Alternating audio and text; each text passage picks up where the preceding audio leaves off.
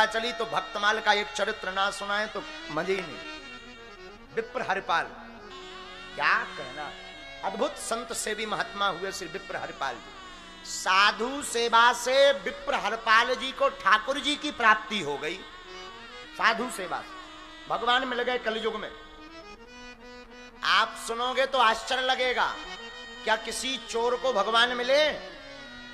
जो चोरी करता रहा हो उसे भगवान मिले? और जो हम तुम्हें कथा सुनाने जा रहे हैं, इनने जिंदगी भर चोरी की, डकैती की, और इन्हें भगवान मिले जिंदगी भर। साधु, चोरी करना बुरा नहीं है, पर चोरी करके उसका कर क्या रहा है ये बड़ा महत्वपूर्ण है। चोरी करके उन्होंने साधु सेवा की तो भगवान को भी आना पड़ा। सुनिए, बड़ा प्यारा चरित्र है विप्र हरिपाल का। अद्भुत भक्त हुए श्री हरिपाल जी, क्या कहना, निष्किंचन भक्त हुए हरिपाल जी। भगवान अपने प्यारे भक्तों के साथ साथ पीछे पीछे डोलते हैं। भक्तन के संग भगवान ऐसे फिरो करें, जैसे बच्चे संग फिरे निहावत गाय है। जैसे गाय के साथ बछड़ा घूमता है, वैसे ही भगवान भक्तों के साथ घूमते हैं, डोलते हैं पीछे पीछे। बोलो सीताराम, जोर से बोलो। अरे मेरे पागलों, और जोर से बोलो। एक ब्राह्मण हुए जिनका नाम था विप्र हरिपाल, बड़े भगवत भक्त हुए महाराज। विप्र हरिपाल साधु सेवी थे, साधुओं की नित्य सेवा करते थे। ध्यान से सुनना, रोज संतों को प्रणाम करते थे, संतों का आशीर्वाद लेते थे। और श्री विप्र हरिपाल जी, आहा हा, जितनी संपत्ति थी साधुओं में लुटाते थे खबा खबा कर। उनसे कोई पूछता था, अरे अमीरी मत मिटा लो, तो वो कहते थे, जो सुख पावो राम भजन में, जो सुख पायो राम भजन में, सो सुख नाहे अमीरी में। मन लागो मेरो यार फकीरी में, मन लागो मेरो यार फकीरी में, मन लागो मेरो यार फकीरी में। फक्कड़पन में जीते थे। इनका भाव बड़ा दृढ़ था, बड़ा कठोर था इनका भाव, बहुत कठोर। कुछ करते धरते थे नहीं तो पिताजी ने निकाल दिया। जितनी संपत्ति थी रोज चकाचक भंडारा करवाएं, रोज दे दबा दे, गांठी बंधन बेकरें जिनके राम ना होए। हाँ, जितने साधु आवे, पाओ महात्मा, राम की गैया राम को खेत, खाओ गैया भर भर पेट। साधुओं को ही अपनी संपत्ति मानते थे ये। अच्छा, कोई कमाए ना एकदम खर्च करे तो एक दिन ऐसा आएगा कि पूरी संपत्ति स्वाहा। हाँ जी या ना जी, बोलो। यही इनके साथ हुआ, जितनी संपत्ति थी सब स्वाहा हो गई। अब क्या करें, भंडारा तो करवाना ही है। भंडारा, बैलगाड़ी और कुआं, इनका मुंह ऊपर की तरफ होता है, असीमित, कोई सीमा नहीं, असीमित। तो भंडारा तो करना ही है। अब उधार उठाने लगे। अमीर घराने के लड़का तो कोई भी उधार दे दे, जो उधार मिले सोई भंडारो चकाचक चलवा दे। रबड़ी मालपुआ चकाचक खाओ संतो, पाओ पाओ पाओ, जयकारा लगावे, उधार लावे, वो खबा दे। अच्छा, उधारी भी कब तक मिले, एक सीमा होती है, ले ले दे ना वापस। और लोग मांगने आए कि लाओ, तो बोले हम कहां से लाइए, तुम्हारे नाम को भंडारो होगा। लोग कहें कि हमने तो करवाया ही नहीं। बोले तुमने नहीं करवाया, हमने करवा दिया। तुम्हें करवा नहीं पाना था तो हमने करवा दिया। तो बड़े बड़े नगर सेठ बोले भाई बड़े पागल हो, रुपया हमारा लगा। तो बोले हम थोड़ी ये कह रहे कि हमारा लगा, भंडारा भी तो तुम्हारा ही हुआ। नगर सेठ बोले हमारी ऐसी कोई इच्छा ही नहीं। बोले इच्छा नहीं भी थी तो हमने करवा दिया। लोगों ने मांगना ही बंद कर दिया। ये पागल आदमी है, देना बंद करो, मांगना बंद करो। अब करें क्या? धीरे धीरे संपत्ति शून्य फिर हो गई। अब तो एक दिन रात को विचार आया कि मांगने से मिलना नहीं है, संपत्ति है नहीं है, भंडारा कल करवाना है, तो एक काम किया जाए, चोरी की जाए। साधु भंडारे के लिए चोरी शुरू कर दी। रात को जाएं, एक तो ये भारी क्विंटल को शरीर, 2.5-3 क्विंटल को इनको शरीर चोरी में। लेकिन एक इनका ईमान था, चोरी में ये संपत्ति नहीं चुराते थे, सोना चांदी नहीं चुराते थे। हट्टा कट्टा भारी शरीर, तो दाल चावल घी शक्कर गुड़ नमक मिर्चा जो भंडारे में काम आवे सोई चुरा ले आवे, और चोरी कर कर लावे और चकाचक फिर रबड़ी मालपुआ दबा करके बनावे और संतों को खूब चकाचक झूम झूम करके खिलावे। गांव के एक नगर सेठ के यहां एक रात को चोरी करने गए। एक और ईमान थी इनमें, चोरी भी उसी के घर पर करते थे जो भगवत भक्त नहीं था। हाँ, अमीर तो था पर कुछ दान बान नहीं देता था, और जो दान बान नहीं देता उनकी बुरी दुर्दशा हो। लोभी को धन लावर खाए, बाकी बचे सरकारे जाए। हमारे दादाजी सुनाया करते थे। हमारे लावर जानते हो, लावर यानी झूठा। लोभी का धन लावर खाए, बाकी बचे सरकारे जाए। जो लोभी व्यक्ति होता है ना, उसकी संपत्ति झूठ वाला व्यक्ति बढ़िया से निकाल लेता है। जो ज्यादा झूठ बोल के जानता हो तो एकदम घिस घिस करके, अरे तुम्हारा क्या कहना, तुम तो ऊपर या इंद्र है या नीचे तुम, फिर देखो तुम। तो जो झूठ वाला व्यक्ति होता है, और साधु जी कंजूस आदमी बड़ा खतरनाक होता। चमड़ी चाहे चली जाए पर दमड़ी ना जाए। लोभी आदमी बड़े खतरनाक। तो ऐसे लोभियों की संपत्ति का ही हरण करते थे श्री विप्र हरपाल जी, जो भगवत भक्त नहीं है। बुरा ना माने तो एक बात सुन लो, पुण्य की जड़ पाताल तक, पाप की जड़ अस्पताल तक। हाँ बोलो सीताराम, जोर से बोलो। पुण्य की जड़ पाताल तक, पाप की जड़ तुलसी पंचन के पिए, घटे न सरितानी, और धर्म किए धन ना घटे, जो सहाय रघुवीर। विप्र हरिपाल जी उसी के घर पर चोरी करते थे जो भगवत भक्त नहीं था। संपत्ति बची नहीं, उधारी मिलना बंद हो गई तो चोरी करना प्रारंभ कर दिया। बड़े बड़े नगर सेठों के यहां चोरी करने लगे। चोरी में कुछ ना चुरावे, चावल आटा दाल सब्जी नमक मिर्चा घी गुड़ ये सामग्री चुरावे। एक बार एक नगर सेठ के घर ये चोरी करने गए तो खटर पटर हुआ। नगर सेठ तो सो रहा था, नगर सेठ की बेटी जग गई। अरे पिताजी उठिए उठिए, देखो कोई चोर आ गया। उठ बैठो, कोई चोर चोरी कर रहा। नगर सेठ ने दबकार करके पीट करके सुला दिया। चुप हो जा, लेट जा, कोई चोर नहीं आया है। ये अपने गांव के परम वैष्णव श्री विप्र हरपाल जी अपना धन शुद्ध करने के लिए अपने घर पर आए।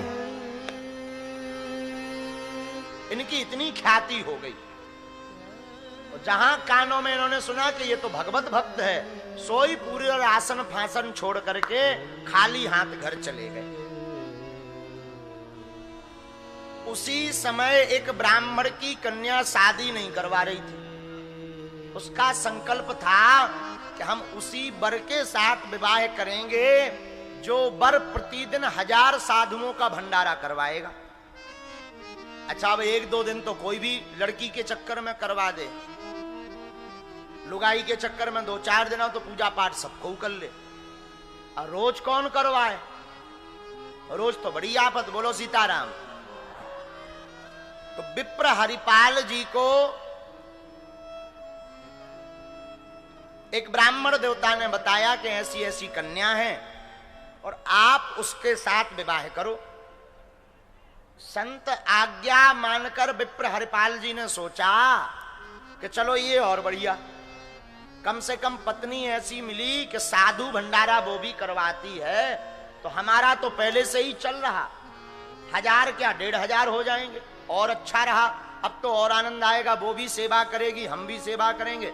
अभी हमें रसोई बनवाने के लिए साधुओं का सहारा लेना पड़ता, फिर हम और हमारी धर्म पत्नी दोनों मिलकर बढ़िया टिक्कड़ बनाएंगे और बढ़िया चकाचक संतों को पवाएंगे, आनंद झूमेगा। संतों का संत कीर्तन सुनाएंगे, भगवत सत्संग सुनाएंगे, संतों की सेवा होगी, घर शुद्ध होगी, बुद्धि शुद्ध होगी, और पत्नी का हमारा दोनों का बढ़िया जोड़ा जुड़ेगा और हम दोनों आत्म कल्याण कर लेंगे। शादी कर ली। अब शादी करी तो संकल्प तो 1000 साधुओं का था विप्र हरिपाल की पत्नी का, लेकिन अब मूर्तियां कभी कभी 2000 आ जाए, कभी 5000 आ जाए, और घर पर संपत्ति इतनी नहीं। रोज का काम था चोरी करना। अब तो आसपास के गांवन में चोरी पूरी बढ़ा गई, इतनी चोरी कर ली। आदमी स्वयं सावधान हो गया। और एक दिन बड़ी विचित्र घटना घटी। क्या घटना घटी? एक दिन इकट्ठी 2-3 हजार मूर्तियां संतों की घर पर आ गईं। घर पर आई तो संतों को देख करके अब मन में इनके बड़ा चिंता हो गई कि क्या करें। घर पर पत्नी के पास जाकर श्री विप्र हरिपाल जी बोले, देवी आज हमारे बड़े भाग्य हैं, हमारे बड़े भाग्य जो संत घर पर पधारे हैं, तुम इनके भोजन का कुछ उपाय करो। पत्नी ने कहा, नाथ घर में एक दाना नहीं अन्न का, निवाला तक नहीं बन सकता। 2-3 हजार मूर्तियों को भोजन बनना तो दूर की बात है, बाल भोग नहीं बन सकता। हरपाल जी ने कहा तो आस पड़ोस से मांग लाओ। पत्नी बोली, महाराज इतना मांग लिया कि देने वालों ने भी बंद कर दिया देना, कोई देते ही नहीं है। हमारा मुंह देखते ही अगर राम राम भी करने जाओ तो दरवाजा बंद कर लेती, कहीं फिर से कुछ ना मांगने लगे। अब क्या करें? दोनों पति पत्नी रोने लगे। श्री विप्र हरिपाल जी और उनकी धर्म पत्नी रोने लगी। अब तो भगवान का ही सहारा है। मन ही मन भगवान की शरण का ध्यान करने लगे। हे प्रभु, हमने आपसे बहुतों की बिगड़ती बनाते हुए देखी है, आप हमारी भी बिगड़ी बनाओ। आज हमारे घर पर साधु पधार गए, वो अगर भूखे चले जाएंगे तो भगवान हम आज ही दोनों पति पत्नी आपके चरणों में प्राण त्याग देंगे, दोनों मर जाएंगे। या तो व्यवस्था करो या संतों का मत फेरो। निष्किंचन भक्त श्री हरपाल जी की ये दशा देखकर भगवान भी अपनी दशा भूल गए। भगवान से रहा नहीं गया। द्वारका में बैठे बैठे श्री जगदीश द्वारकाधीश भगवान तैयार होने लगे, सजने लगे। भगवान एक सेठ का रूप बनाते हैं, बड़ी बड़ी मालाएं पहनते हैं। तो रुक्मणी जी ने पूछ लिया, सरकार कहां जा रहे? भगवान ने कहा, जरूरी है बताना, शुभ काम के लिए टोका मत करो। नाथ आप जा रहे तो हमें भी बताओ कहां जा रहे। तो श्री ठाकुर जी बोले, देवी एक हमारा भक्त है विप्र हरिपाल, हम उसके पास जा रहे हैं। साधु आए हैं, वो बड़ी दुविधा में फंस गया है। अच्छा हाँ,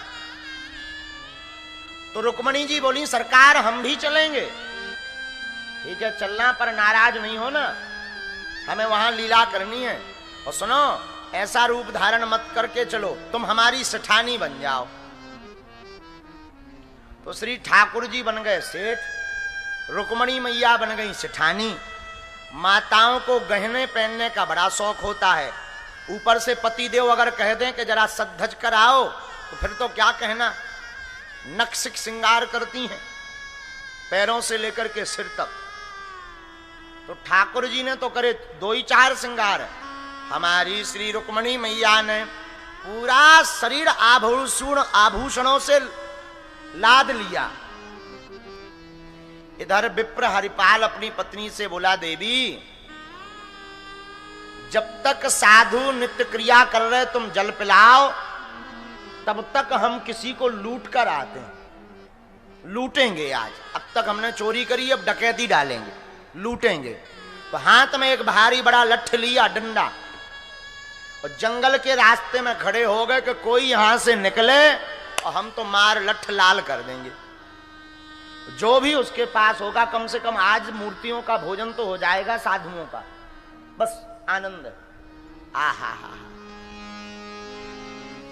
जिस गली में विप्र हरपाल जी लूटने के लिए खड़े थे, संतों के भंडारे के लिए, उसी गली में भगवान श्री द्वारकाधीश प्रकट भय, रुक्मणी मैया को देकर के लुटने के लिए उसी रास्ते पर आ गए। आहा, आज तो हम लुटेंगे। और देखो कितनी करुणा नहीं हमारे सरकार की। धन्य है हमारे गोविंद, धन्य है हमारे माधव। आज तक इनको लूटते बहुत देखा, कभी गोपियों का चित्त लूट रहे, कभी माखन लूट रहे, कभी भक्तों का चित्त लूट रहे, कभी भक्तों के मन को लूट रहे। आज पहली बार ऐसे भक्त से पाला पड़ा कि ठाकुर उस भक्त के पास लुटने स्वयं चले आए हैं। विप्र हरिपाल जी रास्ते में खड़े, हाथ में लाठी लिए, यहां पर लाठी लगाए हैं थोड़ी पर, ऐसे लाठी लेकर के चिंता में है, आंखें भरी हैं कि हे नाथ, साधु मूर्तियां घर पर हैं, अन्न का एक दाना नहीं है, कहीं कोई साधु भूखा ना भग जाए, हम जीते जी प्राण दे देंगे, हम रह नहीं पाएंगे, हम रह नहीं पाएंगे। साधुन संग अब लागी प्रीत, और न कोई मन भावे। हमारी साधुओं के संग प्रीत लगी, अब और मन में नहीं भाता कोई।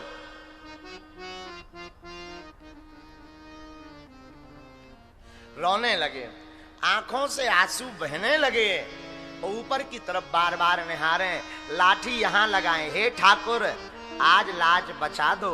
आपने गज की लाज बचाई, ग्राह का वध किया, आपने द्रौपदी की लाज बचाई, आपने सबरी की लाज बचाई, आपने भैया विदुर की लाज बचाई। हे प्रभु अब इस दास निष्किंचन भक्त की भी लाज बचा दो, संत भूखे ना चले जाएं। और ये इतना सोच ही रहे थे, तब तक श्री ठाकुर जी सेठ बनकर के और सेठानी श्री रुक्मणी मैया बनकर के प्रकट हो गईं। सोने चांदी से लदा हुआ देखा तो मनी मन मुस्कुरा गए, भगवान ने दे दिया, अब तो जय जय है, अब तो गदगद हो गए, अब तो इनके पास जय जय हो गई। और भगवान भी कम कौतुकी नहीं। विप्र हरपाल जी ने दूर से किया, भैया राम राम सेठ जी, ए भैया राम राम राम राम मत करो, हमें ये राम राम पसंद नहीं। भगवान चिल्ला कर दौड़े।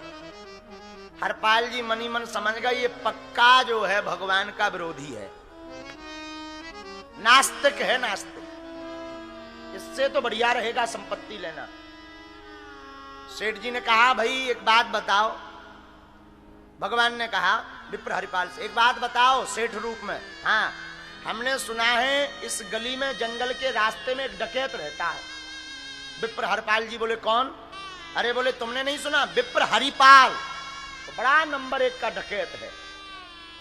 मनी मन हरपाल जी बोले ये तो बढ़िया रहा, ये तो डरते भी हैं हमें। तो जोर से बोले बिल्कुल सही सुना तुमने, बचकर रहना, वो बहुत खतरनाक खूंखार है। तो सेठ रूप में भगवान बोले भाई हमें जंगल पार जाना है, आप हमें पार ले जाओ। विप्र हरपाल जी बोले हमें क्या मिलेगा? बोले अगर आप हमें पार करा दोगे तो 2 मुहरें देंगे, हमारे पास संपत्ति बहुत है। विप्र हरपाल जी बोले 4 मुहरें दे दो, हम तुम्हें पार करा दें। 4 मुहरें ली और बोले आप यहीं ठहरो, हम अभी आए। पत्नी के पास ले जाकर के बोले देवी ये पकड़ो, जाओ सेठ के पास से कुछ ना कुछ बाल भोग के लिए ले आओ, बाद में हम भंडारे की व्यवस्था करके आते हैं। और दौड़े दौड़े श्री विप्र हरपाल जी फिर से जंगल आ गए। जंगल आए तो कहा चलो सेठ जी। तो सेठ ने कहा आगे तुम चलो। हरपाल जी बोले क्यों?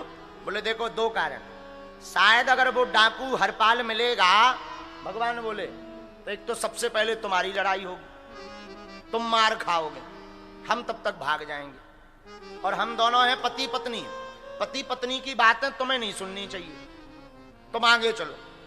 विप्र हरपाल जी लाठी लिए आगे आगे, ठाकुर जी और ठकुरानू जी पीछे पीछे। अब भगवान इतने कौतकी के बातें भी कर रहे तो बड़ी विचित्र बातें क्या कर रहे? देवी 3 लाख मुहरें हो गई अपने पास, 1 लाख उससे मिलना है, 2.5 लाख उससे मिलना है। इतनी लंबी लंबी बातें करी कि विप्र हरपाल जी मन ही मन गदगद हो गए कि ई भर हाँ लूट लो सोई कल्याण हो जाने, हाँ सोई भलो हो जाने। और ये नंबर 1 के नास्तिक हैं, इनमें भक्ति तो किंचित मात्र नहीं है।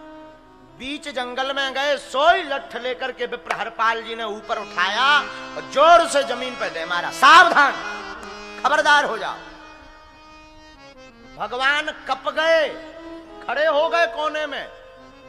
तुम जिस विप्र हरपाल को डरते थे वो मैं ही हूं, लाओ जितनी संपत्ति है। रुक्मणी मैया ठाकुर जी की दशा देखकर चौंक गई। अरे जिनके बोलने से तीनों लोग थर्राने लगते हैं, धन्य है हमारे स्वामी, एक भक्त के कहने पर वो कांपते हुए कोने में खड़े हैं।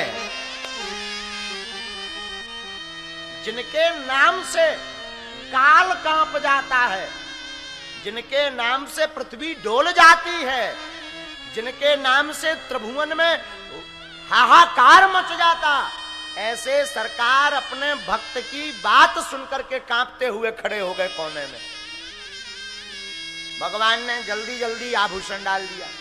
हरपाल जी बोले देखो अगर मार नहीं खानी है तो अपनी पत्नी से भी कहो कि ये भी डालें। रुक्मणी मैया से सरकार ने कहा देवी अब तो डालो, दक्षिणा लगनी है दान में। सोई रुक्मणी मैया ने अपने आभूषण उतारना शुरू कर दिए। एक मुद्री पहन रखी थी, मुद्री यानी क्या बोलते हैं, अंगूठी, मुद्री यानी अंगूठी पहन रखी थी। तो अंगूठी पहने हुए हमारी मैया रुक्मणी से उतर नहीं रही थी। विप्र हरपाल जी ने गौर से देखा कि ये भी बड़ी महंगी है, 2-4 दिन का भंडारा तो इसी में चल जाएगा। तो लठ फिर नीचे बजाकर बोले उतारो जल्दी वरना हम उंगली तोड़ देंगे। भगवान ने रुक्मणी मैया की तरफ देखा कि कहीं ये नाराज ना हो जाए, श्राप ना दे दें तो सब करे कराए पे स्वाहा हो जाए। भगवान ने बिना विचार किए कांपते हुए सरकार द्वारकाधीश चतुर्भुज रूप लेकर के विप्र हरपाल के सामने प्रकट हो गई। अरे भैया आज तक हमने बड़े बड़े भक्तों के चित्त लूटे, पर धन्य हो तुमने तो हमें भी लूट लिया, हमारी धर्मपत्नी रुक्मणी जी को भी लूट लिया। आंखों में आंसू आ गए विप्र हरपाल के, चरणों में लौट गए। सरकार हमें क्या पता कि आप हो। हमारे घर पर तो आज संतों के लिए भोजन नहीं था, इसलिए हमने डकैती की। भगवान हमें क्षमा करना, ईश्वर हमें क्षमा करना, हे ठाकुर हमें क्षमा करना। भगवान ने हृदय से लगा लिया भैया, जो जिसे संत प्यारे होते हैं भगवान ने बोले वो हमें बड़ा प्यारा होता है। सरकार बुरा ना माने तो एक बात बोलूं, ये जो हमने संतों का बीड़ा उठाया तो धर्म पत्नी के कहने पर उठाया। हमें तो दर्शन हो गए, हमारी धर्म पत्नी को भी अगर दर्शन हो जाएं तो बड़ा आनंद है।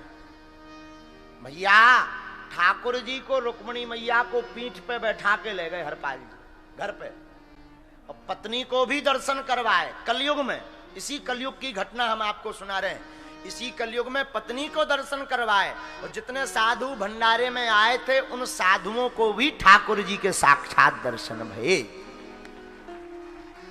साधु सेवा में इतनी ताकत है।